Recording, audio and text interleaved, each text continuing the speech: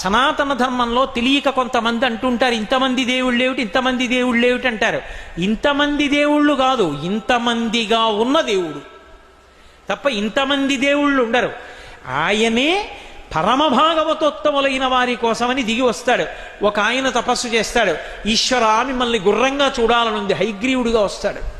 హే భగవన్ మిమ్మల్ని నందిముఖంతో చూడాలనుంది, నందీశ్వరుడిగా వస్తాడు.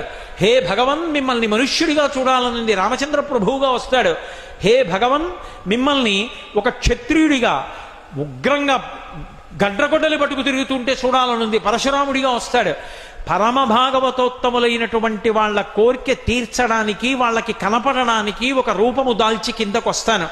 ఇలా వచ్చినటువంటి విష్ణువు యొక్క అవతారములలో 21 అవతారములను ఉన్నాయి, 21 అవతారములు. వాటిని స్మరిస్తే చాలు, వాటిని ఒక్కసారి జ్ఞాపకానికి తెచ్చుకుంటే చాలు. నైమిషారణ్యం లాంటి ప్రదేశాలలో ఆ పేర్లు ఒక్కసారి వింటే చాలు, అవి ప్రధానమైన అవతారములు అని చెప్తాడు సూతుడు.